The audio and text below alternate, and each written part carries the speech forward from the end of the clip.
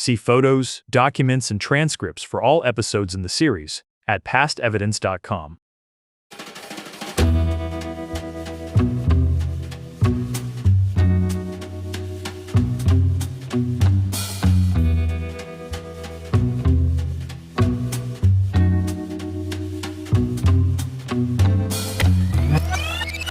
A New York businessman was indicted in connection with a loan scam that generated hundreds of millions of dollars. John Ruffo of Forest Hills, New York, was arrested Thursday by FBI agents following his indictment by a grand jury in Richmond. Edward J. Reiners, a former employee of the Philip Morris Companies, pleaded guilty to money laundering and bank fraud charges yesterday in a scheme that bilked 8 prominent international financial institutions out of more than $350 million. A man believed to be the fugitive John Ruffo, co-perpetrator of one of the biggest bank frauds in U.S. history, surfaced this month in Duncan, Oklahoma, according to local bank officials, and he was apparently up to his old tricks.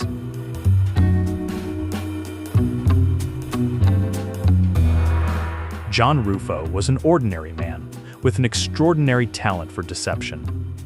A computer expert with a knack for storytelling, he crafted a fraud so elaborate it fooled some of the biggest banks in the world and stole $350 million in the process.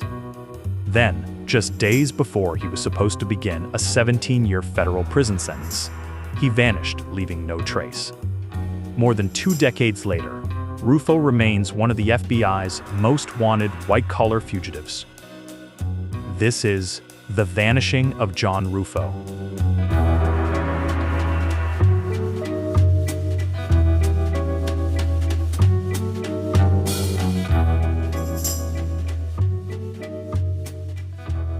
Let's start with the basics. John Ruffo wasn't what you'd call flashy. He lived in Brooklyn. He enjoyed working with computers. He was married to Linda. They had a seemingly ordinary suburban life. But there was one thing about John Ruffo that wasn't ordinary. He was a born storyteller, and he was very, very good at it. He ran a small business, a computer resale company called Consolidated Computer Services, or CCS. It was a legitimate supplier of tech systems, at least to begin with, an IBM reseller. Sometime in 1992, Ruffo partnered with an old acquaintance, Edward Reiners. Reiners had once been a senior executive at Philip Morris, one of the largest tobacco companies in the world. He likely first crossed paths with Ruffo when CCS supplied computers to the tobacco company. When Reiners joined forces with Ruffo after being let go from Philip Morris, he provided the credibility that would be needed for the pair's new venture. Together, Reiners and Ruffo came up with a scheme that, in its audacity, is almost beautiful. Here's how they executed it.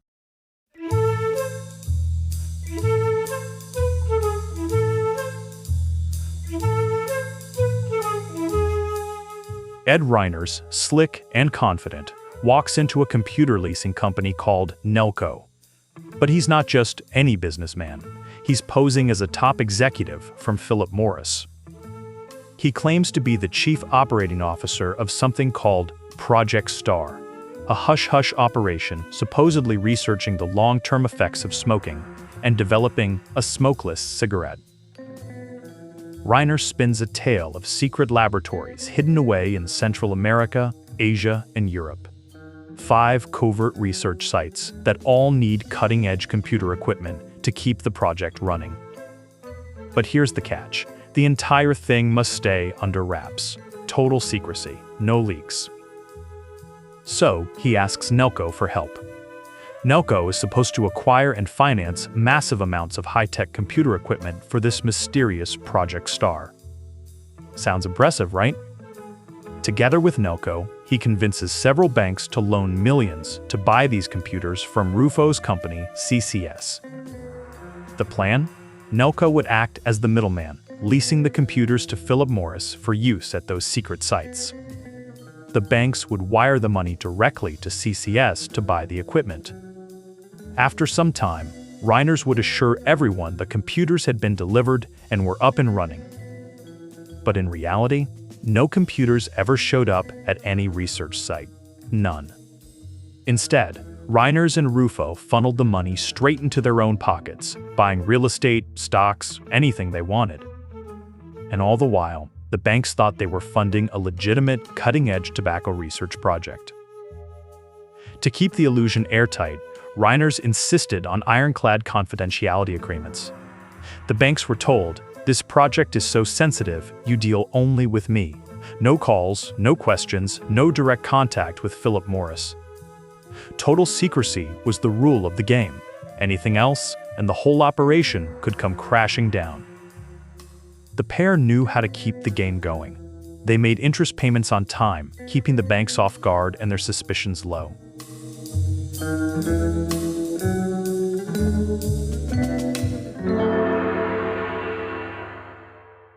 But in 1996, everything started to fall apart. The scheme was unraveling quietly and fast. It started with a sharp-eyed executive at the Long-Term Credit Bank of Japan. He became suspicious of the signature on one of the documents. Something about it didn't seem right. So he did what no one else had thought to do. He picked up the phone and called Philip Morris directly. That one call shattered the illusion. Philip Morris had never heard of Project Star. The signature on the document was fake, and they certainly weren't leasing hundreds of millions of dollars worth of computers for secret overseas research labs. The FBI was brought in immediately, and what they found was a fraud so detailed, so carefully crafted, it almost didn't seem real. They began quietly tracing the flow of funds. Banks lending millions, computer contracts that didn't exist, equipment that was never delivered. And two men at the center of it all, John Ruffo and Ed Reiners. But instead of storming in with agents and handcuffs, the FBI decided to set a trap.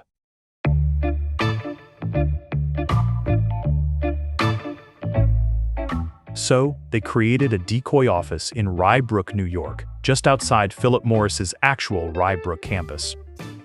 The building was a suburban metal and glass complex, tucked among manicured lawns and ponds. From the outside, no signage or markers gave away its purpose. Inside, however, it was a fully functional trap.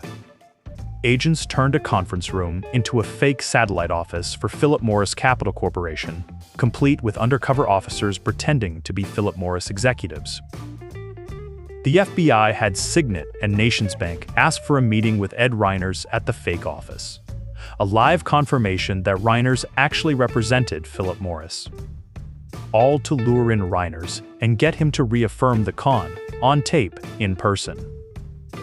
On March 19, 1996, Reiners walked into that office, expecting just another meeting to grease the wheels of their fake project. What he didn't know was that the office was wired. The agents were listening. The moment he confirmed the existence of Project Star and acknowledged the financial arrangements, they had what they needed. FBI agents swarmed in and arrested him on the spot. Some of the most powerful pieces of evidence in the eventual trial would be the audio and video recordings made during that fateful FBI sting in Rye Brook, New York. They had the hook. Now it was time to reel in Ruffo.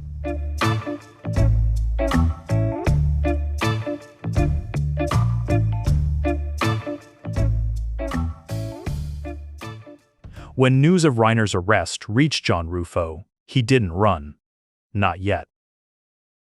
He stayed calm, collected, as if he'd anticipated the possibility and already had a plan.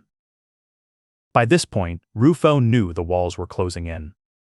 The FBI had seized bank records, intercepted communications, and found a trail of shell companies, fake invoices, and ghost accounts, all pointing directly to him. Behind the scenes, investigators were dissecting the fraud's machinery. And what they uncovered was more elaborate than anyone first realized. Far from a simple scam, Ruffo and Reiners had constructed an intricate web of deception, complete with fabricated offices, elaborate budgets, and convincing technical requirements. It all centered on that fictitious, top-secret research project for Philip Morris. This was no casual name drop. The real power of their con lay in the details. Investigators traced documents describing fully developed office locations. Offices on Madison Avenue in New York, phony suites in New Jersey, and supposed technical hubs upstate. Each site came with its own set of blueprints, floor plans, and technical demands, presented as authentic requests from Philip Morris executives. The budgets were equally exhaustive. Multi-page breakdowns of hardware purchases, IBM computers, network servers, workstations, and even specialized air filtration systems for the labs. The numbers ran into the tens of millions, with precise schedules for delivery and installation. Even more audacious was how Ruffo and Reiners manufactured credibility at every turn. To keep banks at bay, they mandated strict confidentiality agreements, forbidding anyone from contacting Philip Morris directly, claiming trade secrecy. This maneuver not only escalated the sense of urgency, but insulated the fraud from outside scrutiny, buying the conspirators precious time. When banks did push for verification, they were met by impersonators and forged documents. Some banks insisted on seeing an incumbency certificate, a document that verified Reiners' authority to represent Philip Morris with an official seal and signed by an executive at the company. Ruffo and Reiners created the certificates on genuine-looking Philip Morris letterheads with phony seals. For the signature, they approached Diane McAdams, an executive at Philip Morris. They posed as a radio station, telling her that she'd won a competition. To claim her prize, they said, she'd need to sign a release form and send it to them. She fell for the story and unwittingly supplied them with a perfect specimen of her signature, which they recreated on the certificates. To back up the fake certificates, Ruffo and Reiners needed an accomplice to impersonate Diane McAdams over the phone.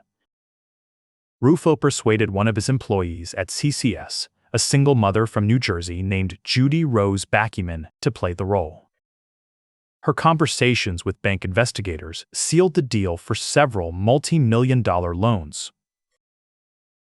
At times, Ruffo and Reiners choreographed entire site visits, complete with hastily rented office furniture and staged employees performing research.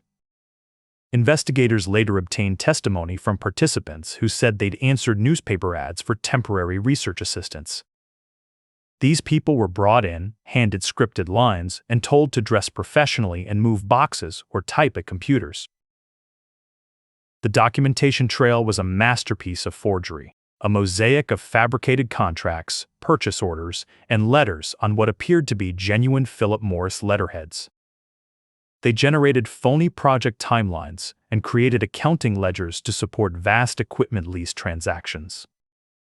The fictional deals seemed so substantial, so well organized, that investigators believe some banks assigned entire teams to manage their relationship with Ruffo's company. Millions were transferred based on these phantom equipment leases, computers that were never built for projects that did not exist. Ruffo and Reiners had set up shell companies, like Worldwide Regional Exports, to layer transactions and cover their tracks. In some cases, funds borrowed from a new bank were used to pay interest on old loans, echoing the frantic shuffle of a Ponzi scheme. By the time investigators connected all the dots, they realized how thoroughly the pair had exploited weaknesses in banking protocols, conjuring up an entire universe of fake research and facilities. It wasn't long before John Ruffo was indicted on more than 150 counts, including bank fraud, wire fraud, money laundering, and conspiracy. His trial began in a packed federal courtroom in Lower Manhattan and attracted intense media attention. Over several weeks, lawyers, bankers, and investigators crowded the chambers as prosecutors meticulously unraveled the threads of one of America's largest bank frauds. The air was heavy with tension. Each day brought fresh revelations. Outside, TV crews clustered on the courthouse steps, while inside, every seat was filled with reporters and anxious employees from banks caught in the scheme. This was more than just a showdown over money. It was a rare, full-length glimpse into the machinery of deception that had fooled an entire financial system. Ruffo's bail was set at an unprecedented $10 million. To secure his release, 6 members of his family, including his wife, his mother, and his mother-in-law, had to put their homes on the line as bond collateral. In the heart of the trial, a telling detail emerged, one that captured just how far Ruffo and Reiners' deception had reached into the world of high finance. On the witness stand, a banker recalled an internal memo, hastily scribbled on a memo pad, where he documented his concerns over a key piece of paperwork: the incumbency certificate that supposedly empowered Edward Reiners to sign on behalf of Philip Morris. The signature, he noted, looked odd. The bank's legal counsel took these doubts seriously. In court, it was revealed that he strongly advised obtaining a properly notarized version of the document. But urgency and the assurances of secrecy won out. Despite the advice, senior bank officers felt pressure to keep the deal moving. They overruled the recommendation, accepting the questionable documentation and the mysterious aura of Project Star at face value. That scribbled note would later stand as a symbol for the risks of ignoring gut instincts and good legal guidance. One small moment in a web of decisions that allowed the fraud to unfold. John Ruffo's defense couldn't counter the trove of evidence, including wire transfers and asset seizures. The trial ended with him being found guilty on all counts. The judge sentenced him to 17 years in federal prison and ordered full asset forfeiture. The fate of Ed Reiners was decided outside the glare of a full trial. He pled guilty to bank fraud and money laundering. At sentencing, the court acknowledged his extensive cooperation. He received a prison sentence of 16 years and 10 months. The judge ordered Reiners to pay $250,000 in restitution, and nearly all assets controlled by him and Ruffo, over $200 million, were ordered to be seized and liquidated to reimburse the banks. Despite the scale of the crime, John Ruffo was granted bail while awaiting sentencing. Why? Partly because prosecutors had already recovered a significant portion of the stolen money, and partly because Ruffo had no prior criminal record. He came across as cooperative, respectful, harmless. But most importantly, because no one, not even seasoned law enforcement, believed he would actually run. He had a wife, a family, a life to return to after serving his sentence. And the money? Everyone assumed the government had frozen or tracked all of it. But John Ruffo had a plan. And even as the courts moved toward sentencing, that plan was already in motion. After the verdict, John Ruffo didn't panic. He didn't try to cut a deal or beg for leniency. Instead, he did something else. He waited. He stayed in his Manhattan home with Linda. He followed the rules, at least outwardly. He made his court appearances, attended pre-sentencing interviews, let the system believe he was cooperating. And maybe he was. But in the background, quietly, methodically, he was planning something else. That morning, Ruffo told Linda he was heading out to turn himself in. He was due to report to Federal Correctional Institution Fairton, a medium-security prison in southern New Jersey, to begin serving his 17-year sentence. He packed a bag. He gave no sign of stress or hesitation. He kissed his wife goodbye and walked out the door. Surveillance footage later showed him stopping at an ATM in Manhattan, where he withdrew $600 in cash, the maximum daily limit. He didn't use a disguise, didn't try to hide, just stood there, calm and composed. Then, nothing. By that evening, his green Ford Taurus was found abandoned in long-term parking at JFK Airport. But there was no sign Ruffo had boarded a flight. No passport activity, no luggage, no leads. He was gone.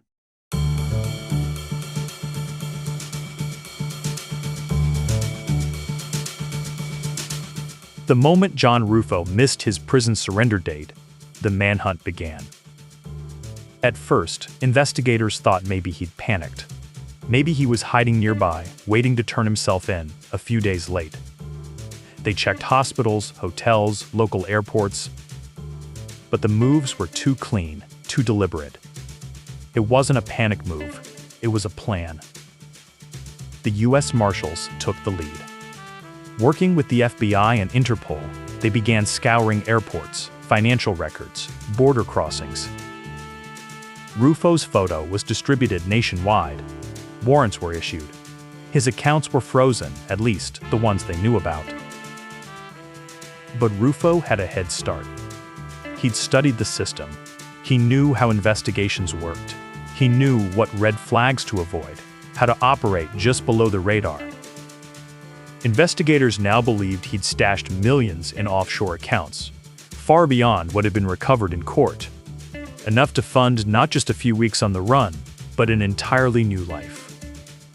He may have had a fake passport, a new identity, and travel documents ready long before sentencing.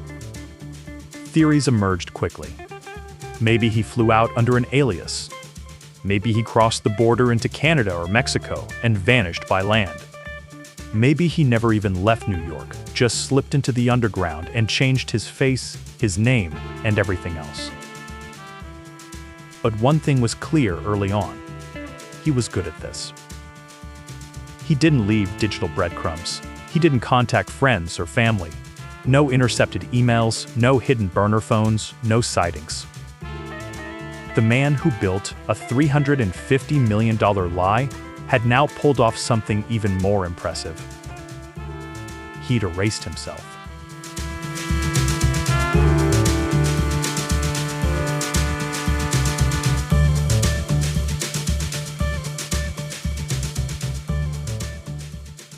And then came the fallout. Just 3 months after his disappearance, the government made good on its warning. The homes of his wife, his mother-in-law, and others were seized as forfeiture for the $10 million bond he'd forfeited by fleeing. They lost everything. Not just their property, but the illusion that the man they loved had ever planned to come back. But there was another side to John Ruffo that even his closest associates didn't fully understand.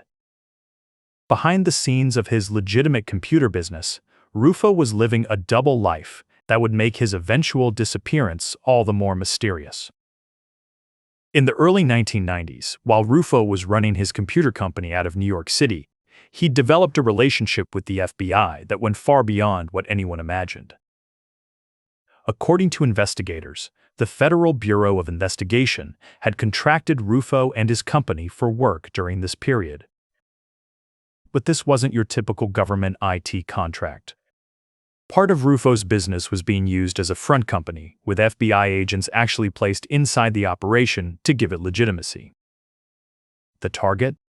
Soviet agents during the final years of the Cold War. While Ruffo was presenting himself to the banking world as a simple computer equipment reseller, he was simultaneously helping the FBI track Soviet operatives. CCS wasn't just selling IBM computers, it was serving as a sophisticated intelligence operation. The depth of this relationship became clear during the federal investigation into Ruffo's fraud. When FBI agents raided his offices, they discovered something that stunned the investigators. A photograph of John Ruffo posing with the assistant director of the FBI's New York office and members of their SWAT team. This wasn't some casual business meeting photo. This was evidence of a relationship that went to the very top of the Bureau's New York operation. But here's where it gets even more intriguing. When Ruffo disappeared in November 1998, the FBI initially didn't tell the U.S. Marshals, the agency responsible for hunting him down, about his role as an informant.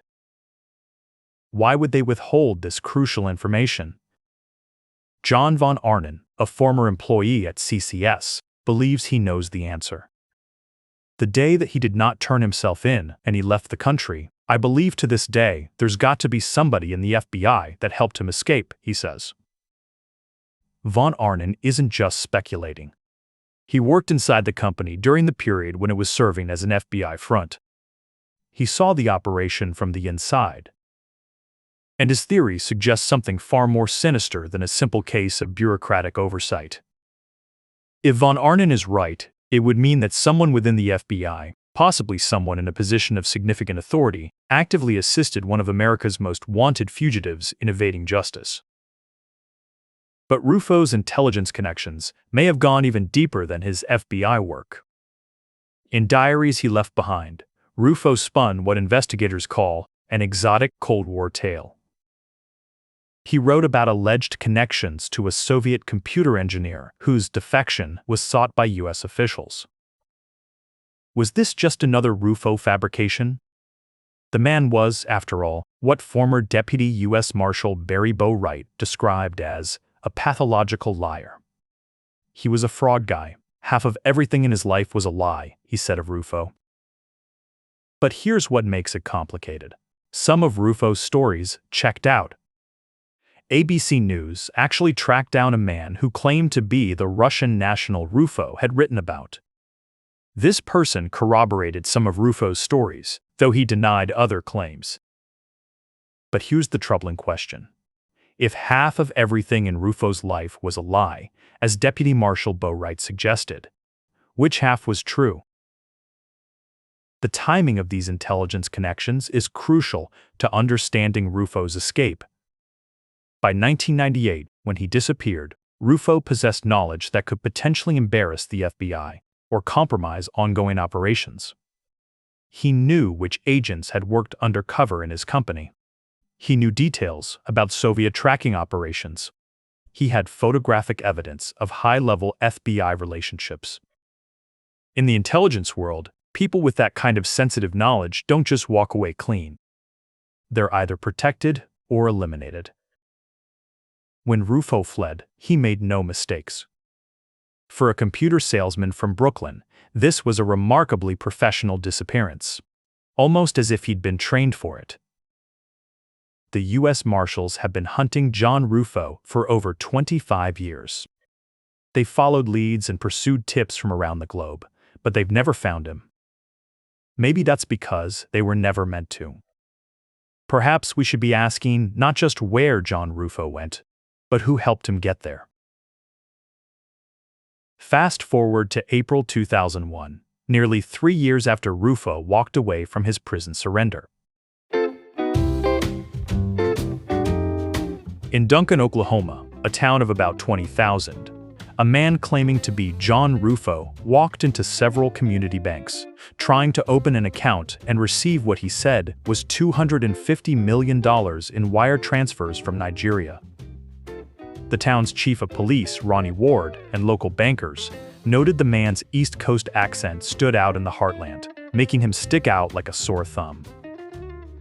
When a teller finally matched him to a wanted poster, it became the first credible tip since Ruffo disappeared.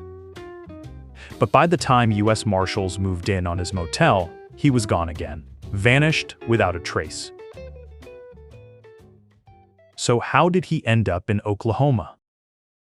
Ruffo might have been trying on a new identity, using his real name at first to test it out, or maybe he slipped up. He may have been scouting small-town banks to quietly set up accounts where he wouldn't be recognized. Maybe he was testing the waters for big transfers. If Ruffo had access to overseas funds, as investigators believe, he needed a place to receive it. Smaller banks in rural areas are often less scrutinized, making them an appealing starting point. Reappearing could have been intentional, a move to check how tight the net was. Or it might have been a mistake, a moment where confidence met complacency. If he really showed up using the name John Ruffo, that's either bravado or a gamble. It's still unconfirmed that the man in Duncan was definitely Ruffo. But it's the kind of lead investigators relish. It could have cracked the case wide open. Instead, it vanished, like Ruffo himself. Later that same year, his wife Linda filed for divorce. The life they'd once shared together was officially over. For years, there was nothing. Then, in 2016, something strange happened.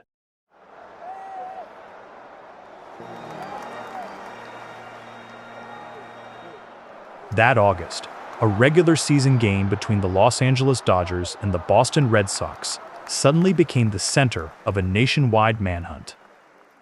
Among the thousands packed into Dodger Stadium, one face caught the attention of both a viewer at home and, soon after, the U.S. Marshals.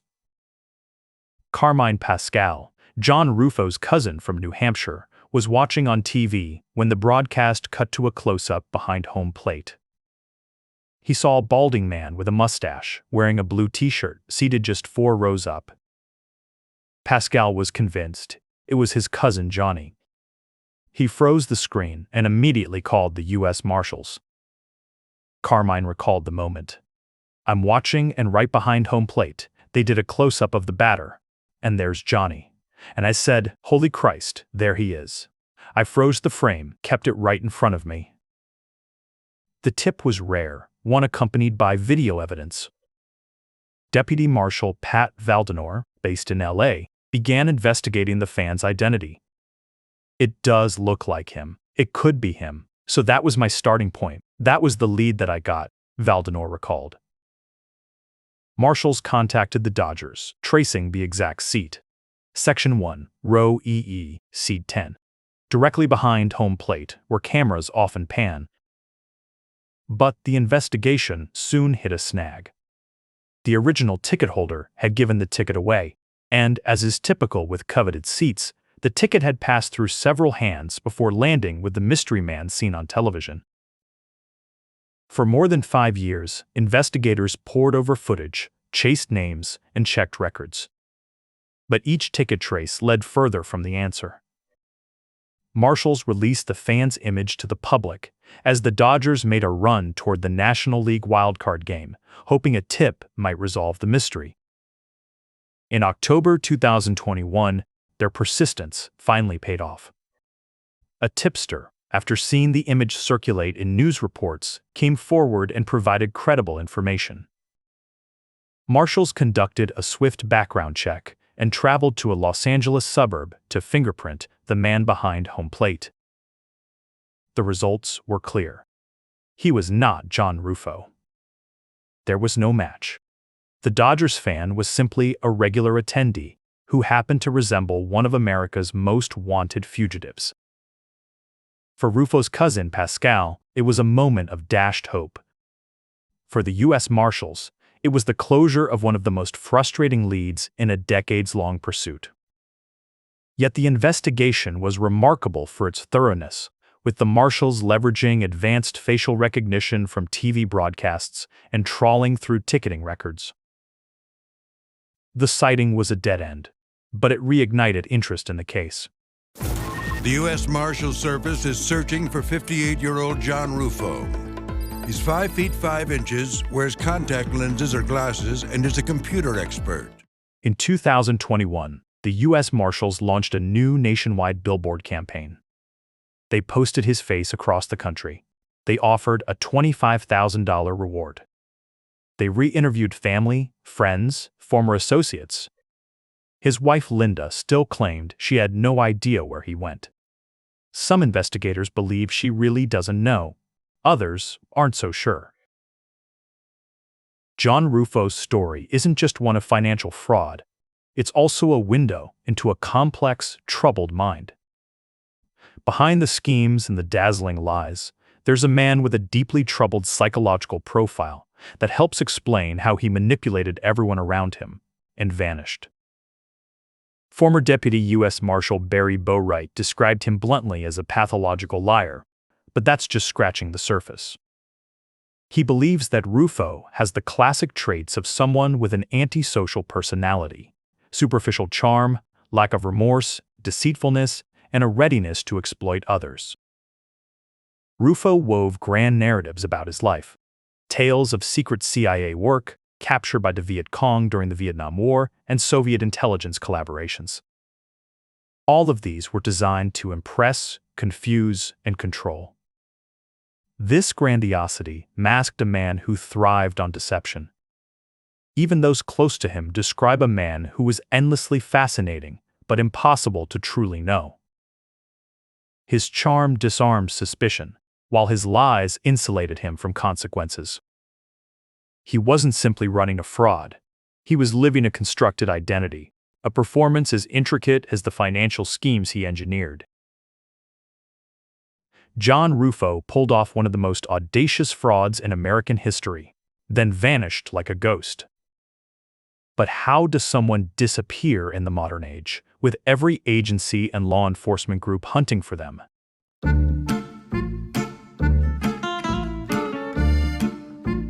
Over the years, experts and investigators have pieced together several plausible theories about how Ruffo might have stayed off the grid for decades.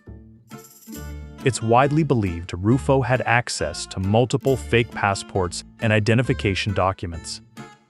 As someone who knew the system inside out, he'd have known that securing credible forged IDs would be critical. These would allow him to cross borders, open bank accounts, and live under assumed names without drawing suspicion. Ruffo is known to have used multiple aliases, including John Russo, Jack Nitz, Bruce Gregory, John Peters, and Charles Sanders. Authorities recovered some of the stolen funds, but Ruffo reportedly had access to millions more hidden in offshore accounts in the Caribbean, South America, or Europe. These accounts could provide a steady flow of cash to fund his lifestyle and any false identities. Unlike some fugitives who flaunt their money, Ruffo was used to keeping a low profile. No yachts, no flashy parties, no obvious signs of wealth. He could have lived quietly in small towns or abroad, blending in with locals and avoiding attention. He may have built a new social network, people unaware of his past, or willing to protect him in exchange for favors or financial support. Living off the grid isn't just about hiding, it's about having the right connections. And remember, Ruffo was a master strategist. This wasn't a last-minute escape. Investigators believe he planned his disappearance for years, anticipating every move law enforcement might make. Successfully disappearing, leaving no digital footprint, requires meticulous forethought.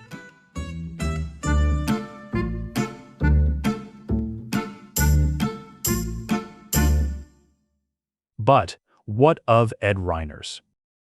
He'd been a respected business executive before he became the crucial partner and co-conspirator in a massive fraud. Reiners had spent 2 decades working in Philip Morris's Information Systems division before being laid off in 1992. It was shortly after that when he approached Ruffo with an idea that would evolve into Project Star. Unlike Ruffo, whose charisma and deception drove the scheme, Reiners brought insider knowledge and corporate credibility that helped make the scam believable. Reiners served roughly 9 years of a 16-year and 10-month sentence, finally being released in 2005. After prison, he mostly disappeared from the public eye, living quietly away from the spotlight. In the few interviews he's given, he's reflected on the audacity of the scheme and its fallout. His story is a stark contrast to Ruffo's. One man who faced the consequences, the other who vanished. As for the banks, many wrote off the losses as the cost of doing business, though not without tightening their protocols. This case led to more stringent lending standards, especially when it came to large, private, or confidential commercial loans. Some institutions faced government scrutiny over how they were so easily manipulated. But Ruffo and Reiners didn't just trick institutions, they tricked people, real people. Relationship managers, risk officers, loan specialists, all of whom signed off on the transactions based on what they believed was legitimate, well-documented business. Some of them had worked for decades without incident. They followed protocol. But when the fraud collapsed, scrutiny turned inward. Following the arrests, banks launched aggressive internal reviews. Staff involved in the deals were interrogated. Personnel files were reopened. Some employees were reassigned, others were terminated, and several saw their careers stall permanently. They weren't charged with crimes, but the implication was there. How could you let this happen? And in high finance, reputation is everything. At least one mid-level executive, according to reporting at the time, was forced into early retirement. Others reportedly left the industry. For the institutions left in its wake, the case wasn't just embarrassing, it was a wake-up call. In the years after Ruffo vanished, banking regulations tightened. Lenders began reevaluating how they vet clients, especially when it comes to massive, confidential, or unusual corporate loans. Internal due diligence protocols were rewritten, executive-level sign-offs became stricter, and for any deal involving secrecy, the scrutiny increased considerably. The phrase "Project Star" became a kind of whispered cautionary tale inside financial institutions. It stood for what happens when credibility is mistaken for proof. Law enforcement agencies, too, took notice. The U.S. Marshals Service and the FBI have both made changes in how they monitor white-collar defendants awaiting sentencing. Ruffo had been granted the freedom to report to prison voluntarily, something not uncommon for nonviolent offenders at the time. But in the years that followed, judges became more cautious about such arrangements. Bail decisions in high-value fraud cases began to consider not just the flight risk, but the psychological profile and financial reach of the defendant.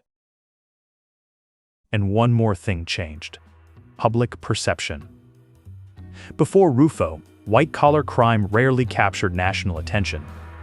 It was seen as boring: paperwork, numbers, and gray suits. But this case, with its massive scale, its Vanishing Act, and its trail of broken trust, changed that. It proved that white-collar crime could be just as bold, just as devastating, and just as cinematic as anything on the FBI's most wanted list. In the end, John Ruffo's mind was his greatest weapon. A blend of intelligence, charm, and cold calculation made him almost impossible to catch. It's a chilling reminder that the biggest criminals aren't always the loudest. Sometimes they're the quiet ones who disappear into the crowd.